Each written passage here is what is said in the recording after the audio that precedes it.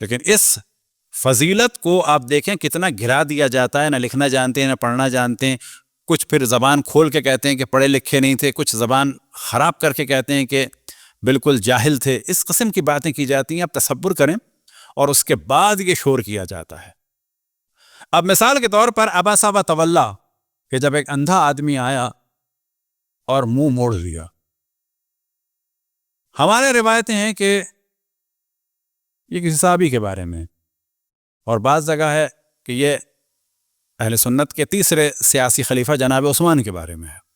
ہماری خود 2 علماء سے بات ہوئی اور دونوں اس بات پہ ناراض ہوئے کہ آپ لوگ اصحاب کی توہین کرتے ہیں، کہ جب آپ یہ کہتے ہیں کہ ایک شخص نے منہ بنایا اور نابینا سے اظہار نفرت کرتے ہوئے چہرہ موڑ لیا، اور جب آپ نام لیتے ہیں کہ اصحاب میں سے فلانا یا بعض لوگ تھے، تو آپ یہ اصحاب سے دشمنی رکھتے ہیں، اس وجہ سے ایسا کہتے ہیں.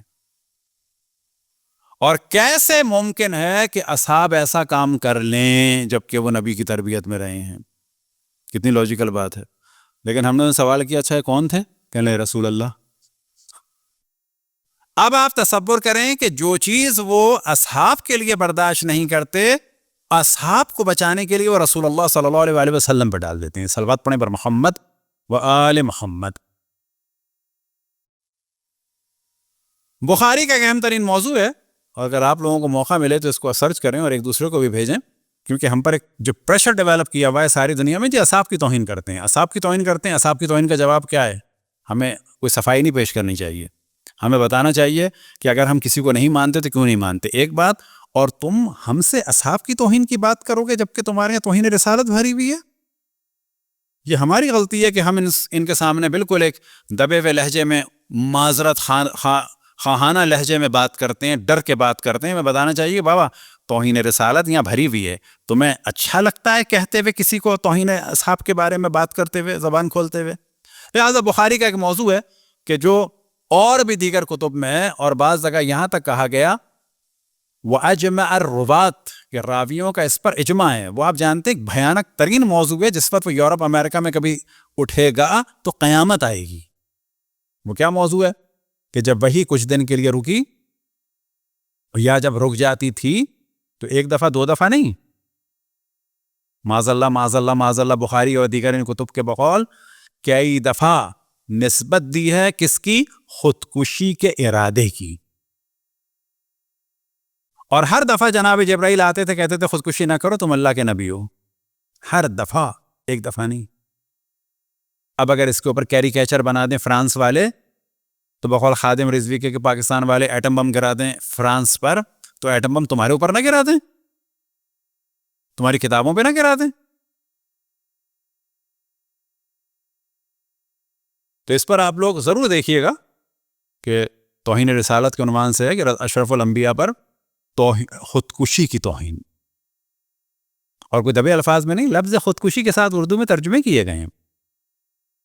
اپنے آپ کو پہاڑ سے گرا دوں مرارن، کئی دفعہ، اور ہر دفعہ جناب جبرائیل آ کے بتا رہے ہیں تم اللہ کے نبی ہو. اب آپ تصور کریں ہم یہ کہیں کہ اشرف الانبیاء کا ہر فعل خداوند تبارک و تعالیٰ کی جانب سے تھا، ہر عمل خداوند تبارک و تعالیٰ کی جانب سے تھا، اور دوسری جانب یہ حرکتیں ہوں.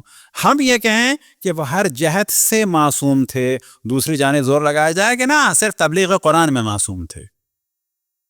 لیکن ان کے بڑے نے اشرف الانبیاء کے نہ قرآن کی حیثیت کو چھوڑا نہ حدیث کی حیثیت کو چھوڑا. کب؟ کہ جب اشرف الانبیاء کے لئے کہہ دیا حجر و ہذیان و بکواس کی نسبت دے دی. قد غلبہ الوجع احجر رسول اللہ انہ لیحجر ان الرجل لیحجر. ان پر بیماری کا غلبہ ہے، یعنی باتیں بیکار ہیں.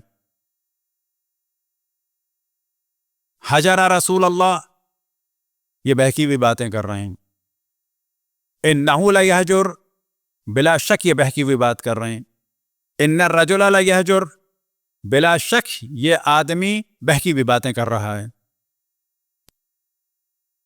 اب آپ تصور کریں کہ جس شخص نے یہ جملے اشرف الانبیاء کے لیے کہے، ہم اگر ان پر ناراض ہوں تو یہ علامت ہے حب نبی کی، یا اس شخص سے محبت کی جائے تو یہ علامت ہے حب نبی کی؟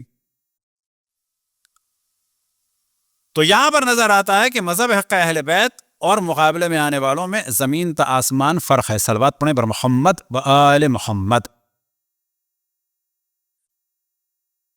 اب ایک موضوع بڑی تیزی سے ہم ذکر کریں. کائنات میں جتنی بھی چیزیں ہیں وہ زندہ ہیں. اب البتہ ان کی زندگی الگ الگ قسم کی ہے. بظاہر ہم جو ہیں وہ ڈیوائڈ کرتے ہیں زندہ چیزوں کو, لیونگ تھنگس کو. مثال کے طور پر کیا کہتے ہیں؟ لیونگ تھنگ میں پہلے کون آ جاتے ہیں؟ جیسے کہ انسان اور حیوان. البتہ انسان بھی حیوانوں میں سے.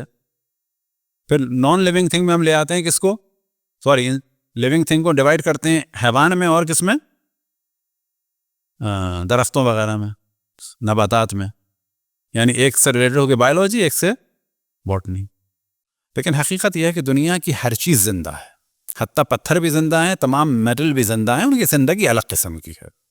لہٰذا قرآن مجید میں ہے ان من شیء الا یسبح بحمدہ ولکن لا تفقہون تسبیحہم. کوئی چیز ایسی نہیں ہے کہ جو اللہ کی تسبیح نہ کرتے ہو لیکن تم سمجھ نہیں پاتے ہو. اب یہاں پر ایک گفتگو ہے کہ سورہ بقرہ میں بھی ہے کہ بعض پتھر جو ہیں وہ خشیت خدا میں گر جاتے ہیں. لما یحبط من خشیت اللہ. پتھر بعض ایسے ہیں, اب آپ تصور کریں, بہت ہی اہم موضوع, پتھر گر پڑتے ہیں کس میں؟ خوف خدا میں. اب یہاں پر اشرف الانبیاء کا ایک معجزہ ہے کہ ہاتھوں میں انہوں نے سنگریزے لیے اور انہوں نے تسبیح کی. تو یہاں پر ایک جو ڈسکس ہمارے علماء کرتے ہیں وہ یہ کہ اشرف الانبیاء کا معجزہ آیا یہ ہے کہ انہوں نے جب ہاتھوں میں یہ چھوٹے چھوٹے پتھر لیے تو انہوں نے اپنی ولایت کو استعمال کیا اور پتھروں نے تسبیح کی.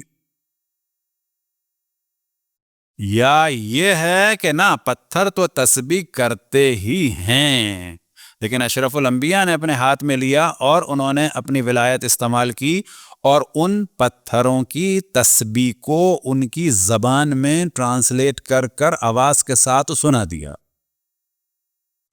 پس فرق کیا ہے دونوں میں؟ کہ پتھر تو تسبیح کرتے ہی ہیں, تسبیح سنا دی. پہلے والے میں کیا ہے نا, پتھر تسبیح کر نہیں رہے تھے, کروا دی. دیکھا جائے تو دوسرا نظریہ زیادہ محکم ہے کیونکہ اللہ سبحانہ و تعالیٰ کی تمام مخلوقات زندہ ہیں. یاد رکھیں اس کو ہم سمجھتے ہیں نان لیونگ تھنگ, لیکن یہ بھی زندہ ہے. اس میں سے بھی ریزز نکل رہی ہیں, اس کے بھی بالآخر کچھ نہ کوئی ری ایکشن ہے. اس کی ایک زندگی الگ قسم کی ہے. ضروری نہیں ہے کہ ہر زندگی ہماری طرح سے. پوری کائنات میں ہر چیز زندہ ہے. ضروری نہیں ہے ہر زندہ جو ہے وہ اسی پلانٹ پہ ہو نا. ہر زندہ آکسیجن لیتا ہو, ہر زندہ پانی آکسیجن اس گرے ارض کے لیے. صلوات پڑھیں بر محمد و آل محمد.